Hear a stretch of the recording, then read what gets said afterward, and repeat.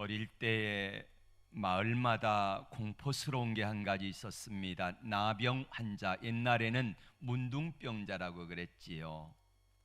그래서 나병 환자들이 지나가다가 사람을 잡아먹는다, 이런 말도 있었고 해서 아이들에게 조심을 시켰던 그런 기억이 우리들에게 있습니다. 나병은 천형이라고 하지요. 천보를이라고 합니다. 온 몸이 썩어지고 문드러져도 고통이었기 때문에 알지를 못해요. 어느 날 자고 일어나면 손가락 마디가 하나가 뚝 없어집니다. 자고 일어나면 발가락이 하나가 뚝 떨어져서 없어져 버립니다. 그럼에도 불구하고 아프지 않는 게 이 나병이라는 말이에요. 오늘 그 나병을 앓는 10명의 사람들이 나옵니다. 예수님께 달려 나와서 고쳐달라 그랬고 예수님이 그들을 고쳐 주었습니다. 자, 이 10명의 나병 환자들 가운데서 보면은 10명 가운데 한 사람은 사마리아인이고 나머지 9은 유대인들입니다. 당시에 유대인과 사마리아인이 같이 공존한다는 것은, 같이 먹고 자고 함께 한다는 것은 도저히 있을 수 없는 일입니다. 그런데 나병이라고 하는 질병 때문에 사람들이 같이 함께 거하게 되었습니다. 주님을 만나서 이 사람들이 고침을 받았는데, 이 사람들이 가운데서 10명이 다 고침을 받았지만은 다 돌아가고 한 사람만 돌아와서 예수님께 감사했더라 하는 이야기가 성경에 나오고 있습니다. 예수님이 나병 환자가 있는 마을을 지나가게 되셨습니다. 이때에 예수 선생이여 우리를 불쌍히 여기소서라고 주님께 강청하며 소리를 지르는 이 나병 환자들의 모습이 나옵니다. 여러분, 나병보다도 불행한 병은 세상에 없습니다.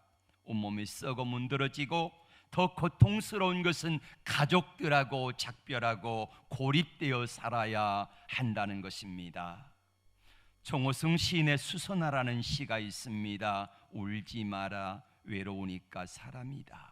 살아간다는 것은 외로움을 견디는 일이다. 공연히 오지 않는 전화를 기다리지 말라. 눈이 오면 눈길을 걸어가고 비가 오면 빗길을 걸어가라. 갈대숲에서 가슴 검은 토요새도 너를 보고 있다. 가끔은 하나님도 외로워서 눈물을 흘리신다.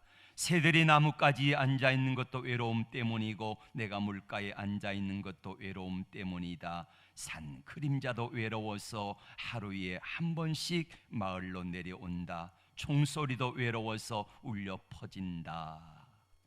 나병은 육체 질병보다 더 큰 것이 외로움과 고독입니다. 사람들이 멀리 압니다. 사람들이 볼 때면은, 지나갈 때면은 자기의 얼굴을 가리우고 자기 겉옷을 가지고 자기 몸을 가리우고는 이렇게 소리쳐야 합니다. 나는 부정한 자입니다. 나는 부정한 자입니다. 이런 거예요. 사람을 만날 수도 없고 지나가는 사람들에게 자신의 환부를 보여줘서도 안 되는 게 바로 나병 환자의 처절함이요, 외로움이요, 고통이었다는 것입니다.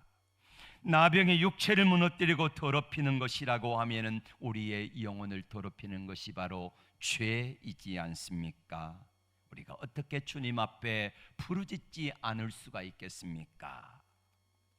오늘 17장 14절에 보시면은 예수님이 보십니다. 같이 볼까요? 보시고 이르시되 가서 제사장들에게 너희 몸을 보이라 하셨더니 그들이 가다가 깨끗함을 받은지라. 아멘. 부르짖는 그 모습을 한번 생각해 봅니다. 온몸이 나병으로 인하여 쇠약해져 있습니다. 나병 때문에 고립되어 살아갑니다. 얻어먹고 살아가는데 제대로 먹어서 몸이 건강하겠습니까? 아닙니다. 약해져 있습니다.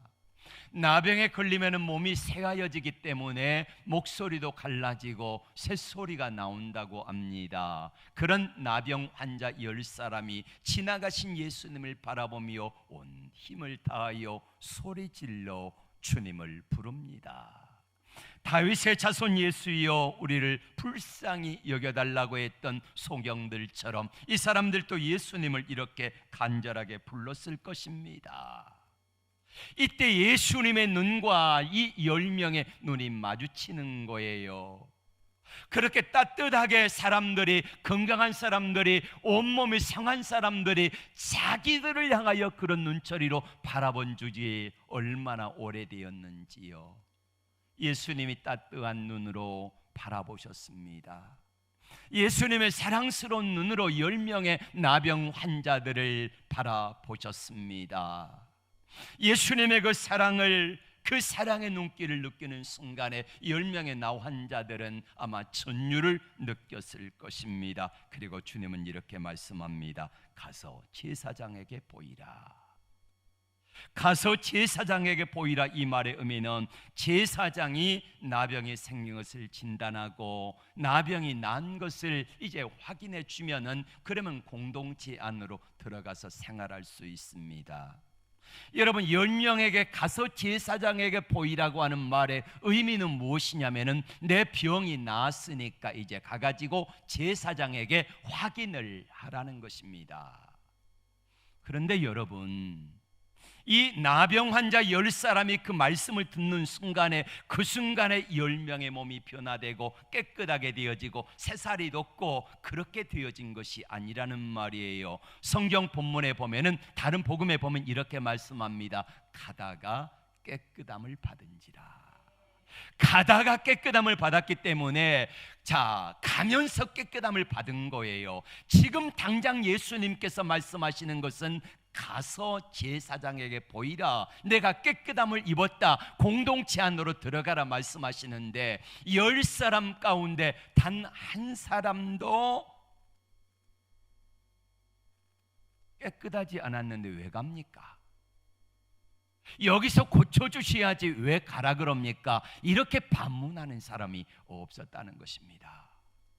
모두가 다 가다가 깨끗함을 받았다는 말이에요. 여러분, 적어도 이 10명의 나병 환자들에게는 이런 믿음이 있었다는 것입니다. 예수님의 말씀하심 앞에 순종할 수 있는 믿음 말입니다. 그래서 이 10사람이 가다가 다 깨끗함을 받은 것이에요. 우리에게 신앙생활하면서 필요한 것은 바로 믿음입니다. 그 다음이 뭘까요? 순종이지요. 믿음과 순종. 그런데 우리가 신앙생활하다 보면은 순종해야 됨에도 불구하고 순종이 잘 안 되질 때가 있지 않습니까? 어떤 사람은 이해되어지기 때문에, 믿어지기 때문에 순종하는 사람이 있고요, 또 다른 대부분의 사람들은 이해가 되어지지 않고 믿어지지 않고 내 상식과 내 경험에도 맞지 않지만은 그럼에도 불구하고 주님이 말씀하시니까 한번 해보겠습니다. 그래서 순종할 때 기적이 나타나는 일들이 얼마나 많습니까? 예수님 베드로에게 찾아오셨습니다. 베드로의 배에 오르셔서 주님은 말씀을 전하시고 이렇게 말씀하셨지요. 베드로야, 깊은 데에 가서 그물을 내려보라. 베드로가 뭐라고 말합니까? 주여, 밤새도록 잡은 것이 없지만은 주님이 말씀하시니까 한번 가서 그물을 내려보겠습니다 했더니 두 배에 잠길 만큼 엄청난 고기를 잡지 않습니까?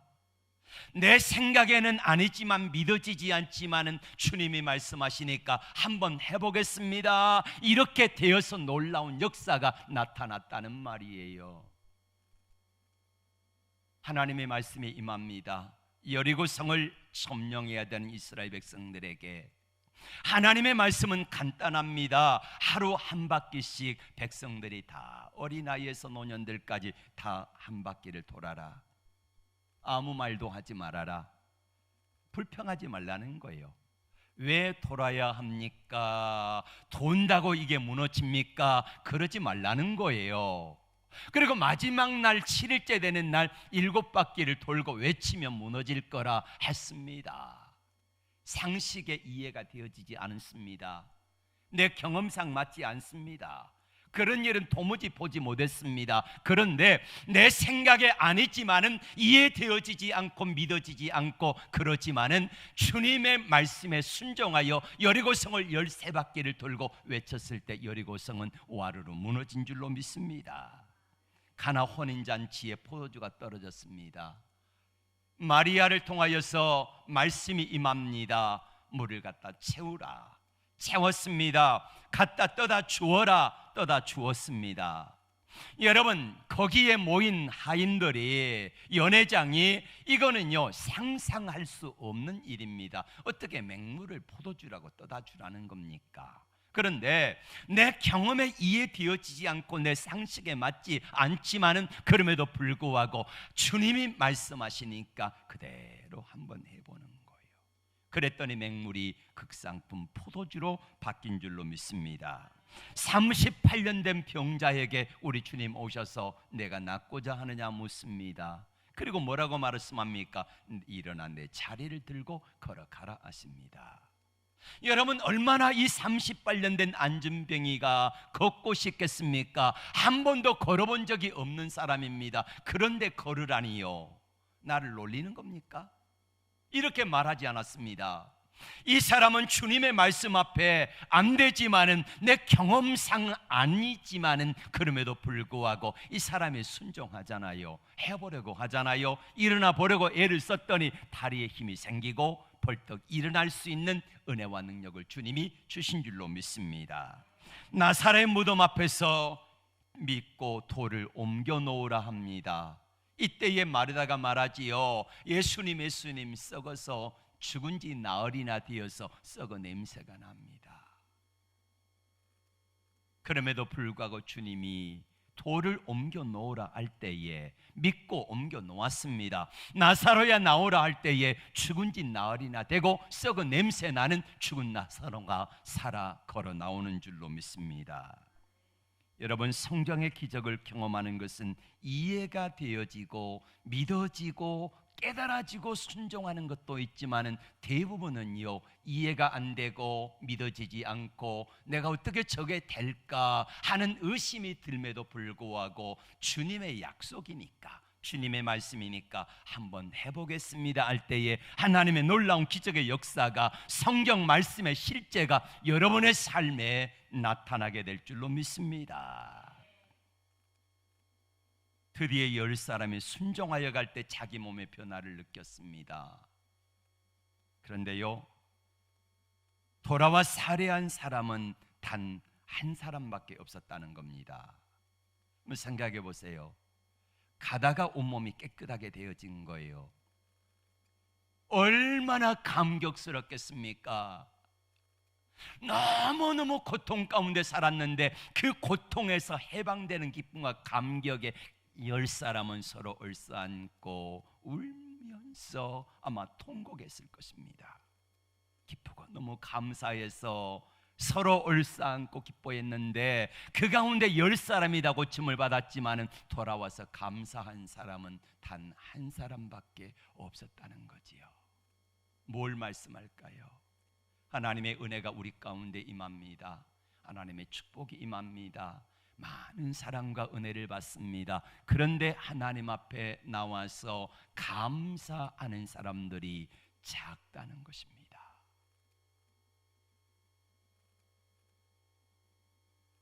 1860년 9월 8일 미시가노에 여객선이 침몰해가지고 385명이 탔는데 그 가운데서 287명이 죽었습니다. 이때에 시카고의 웨스턴 대학의 스펜서라고 하는 청년이 이 소식을 듣고 차를 달려 그곳에 도착했습니다. 그래서 무려 8시간의 사투 끝에 18명을 건져냈습니다. 이 사람이 수영 선수였기 때문에 26살의 젊은 나이고 건강하고 수영 선수니까 수영을 해가지고 자기 몸에다가 줄을 묶고 밖에서 친구들에게 이제 건져내고, 이렇게 해서 무려 8시간의 사투 끝에 18명을 건져내고는, 그리고는 기절해 버렸어요. 깨어나 보니까 병원입니다. 그리고 심각한 것은요, 하체가 말을 안 들어요. 그렇게 7년 동안 마비가 돼가지고 누워 있습니다. 그리고 이 사람이 33살에 그만 하늘나라로 가버렸어요. 기자가 이 사실을 알고 거의 죽어가는 무렵에 찾아와서 이렇게 물었습니다. 7년 전의 사건에 대해서 한번 말씀해 주세요. 그랬더니 스펜서는 이렇게 말했다 그러지요. 7년 동안에 내가 6시간의 사투 끝에 18명이나 되는 사람을 목숨을 살려주었는데 단 한 사람도 아무도 내게 와서 감사하다고 하는 말을 한 적이 없습니다. 아무도 안 했다는 거예요. 셰익스피어 대문호는 이렇게 시를 지었습니다. 불어라 불어라 겨울바람아, 불어라 불어라 겨울바람아, 몰인정한 인간보다 사납지는 않을 테니 내가 아무리 매정하기로서니 배은망덕한 인간에 비할소냐. 겨울바람이 얼마나 매정합니까? 가난한 사람들 좀 살살 봐주면 얼마나 좋아요. 헐거벗고 춥고 고통 속에 있는 사람들에게 겨울바람은 잔인하게 그렇게 온몸을 휘감아 버리고 심지어는 저들의 목숨까지도 빼앗아 버리는 게 겨울바람인데, 배은망덕한 인간의 그 피할 수 없는 게 겨울바람이다. 차라리 겨울바람이 더 낫다는 거지요. 어떻게 익사 직전에 사람을 구해줬는데 그것도 18명이나 그 사람들 가운데 단 한 사람도 와가지고 감사하다는 표현을 해본 적이 없다는 거예요. 여러분, 알려고만 하면은 얼마든지 신문사에 연결해서 이야기해보면은 알 수 있잖아요. 그 사람이 어떻게 됐는지, 나를 건져준 사람이 누구인지 분명히 알 수 있음에도 불구하고 단 한 사람도 살해하지 않았다는 겁니다. 천형이라고 다 포기한 죽은 몸과 같은 나병을 고쳐주었는데 10사람 가운데 단 한 사람만이 와가지고 감사를 표현했다는 것입니다. 주님은 묻습니다. 그 나머지 9은 어디 있느냐? 혹시 그 나머지 9이 우리의 모습은 아닌가요? 나는 하나님 앞에 그 9이 돼가지고 아직도 감사하며 살아가지 못하는 그 사람은 아닌지요? 왜 하나님은 자기 백성에게 1년에 3차례씩 하나님께 나와 절기를 지키라 하셨을까요? 6월절, 한 달 전에 제가 말씀드렸지요. 6월절은 구원받은 기쁨과 감격을 감사하는 절기입니다. 오순절은 성령 충만함을 받고 성령이 내게 오심을 감사하는 절기요. 초막절은, 수장절은 이제 추수를 한 기쁨과 감사함으로 드려지는 절기. 다시 말하면은 우리가 하나님의 백성이 돼가지고 나를 하나님의 자녀 되어 천국으로 인도하여 주심을 감사합니다. 이게 바로 수장절이라는 말이에요. 3가지 절기를 통하여 하나님이 우리에게 말씀하시고 싶은 그건 그겁니다. 너 구원받은 기쁨과 감격을 잊지 말아라. 성령께서 너희에게 오신 것을 잊지 말아라. 그리고 내가 하나님의 천국 백성 된 것임을 잊지 말고 감사하라 라는 게 3가지 절기인 것입니다. 감사를 표현하라는 거지요. 감사를 잊어버리지 말라는 것입니다. 오늘 여기 15절에 나와 있는 이 사람이 큰 소리로 와서 하나님께 감사를 표현합니다. 시작. 그 중에 한 사람이 자기가 낳은 것을 보고 큰 소리로 하나님께 영광을 돌리며 돌아와. 아멘. 이 사마리아 사람 한 사람만이 와가지고 큰 소리로 감사의 표현을 했습니다.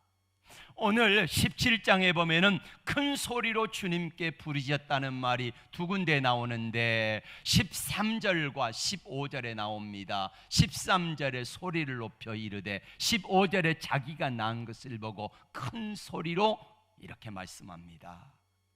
자, 이 말씀을 좀 더 깊이 한번 생각해 봅니다. 앞에 13절에 나오는 큰 소리로 부르짖었다는 것은 뭐냐면요, 나의 필요를 채워달라는 기도입니다. 하나님, 내가 아파요. 하나님, 건강하게 해주세요. 하나님, 물질을 주세요. 하나님, 우리 자녀들 잘 되게 해주세요. 나의 필요를 위해서 하나님께 나와서 큰 소리로 부르짖는 기도는 참 많이 볼 수 있습니다. 그런데 15절에 나와 있는 바로 내가 하나님의 은혜로 인하여서 내가 부르짖었더니 하나님이 내게 응답하셔서 감사합니다, 감사합니다, 영광을 받아주세요 하고 감사하는 15절의 감사는요, 큰 소리로 부르짖는 이 소리는요, 듣기가 쉽지를 않다는 것입니다. 10사람이 하나님 앞에 예수님께 나와서 부르짖었습니다, 큰 소리로. 그런데 감사하는 사람, 큰 소리로 감사했던 사람은 단 한 사람입니다. 자기의 필요를 위해서 큰 소리로 하나님께 나와서 기도하는 사람 많은데 하나님의 은혜가 임하고 복이 임하면은 그것에 대해서 큰 소리로 감사하는 사람들은 찾아보기가 쉽지 않다는 것입니다. 그럼 한번 생각해 봅시다. 9명의 살해하지 않는 사람, 이 사람은 감사하지 않았을까요? 이 사람은 그냥 아무런 감사도 하지 않았을까요? 아닙니다. 감사했을 것입니다. 내가 그 자리에 9사람 중에 한 사람이었다고 할지라도요, 하나님 감사합니다, 나를 고쳐주셔서 감사합니다, 이랬을 거라는 말이에요. 제사장 앞에 가서 몸을 보일 때도 제사장에게 예수라 하는 분이 가서 몸을 보이라 그랬는데 감사합니다, 감사합니다, 하나님 영광 받으세요 하고 하나님께 영광을 돌렸을 것입니다. 가족들과 얼싸안고 그리고 몸을 비비며 얼굴을 비비며 그때에도 하나님 감사합니다 했을 거라는 말이에요. 뭐가 다릅니까? 9사람은 그 자리에서 감사를 했지만은 예수님께 돌아와 가지고 감사를 표현하지 않았다는 말이에요. 이 사람들 속으로는 감사하지요, 겉으로는 감사하지요. 그런데 정작 이 사람들 9명은 속으로는 감사했지만은, 마음으로는 감사했지만은, 그분이 누군지 모르지만은, 예수라고 하는 분이라고 하는데 그분이 누군지 잘 모르지만은 그분에게 감사하다. 몸만 있어요? 마음만, 생각만. 근데 이 한 사람은 주님께 마음도 있고 생각도 있고 그리고 직접 주님께 와가지고 감사를 했더라, 이 말입니다. 감사는 한 몸으로 느낄 감 살해할 사자입니다. 자, 느꼈으면 뭐하라고요?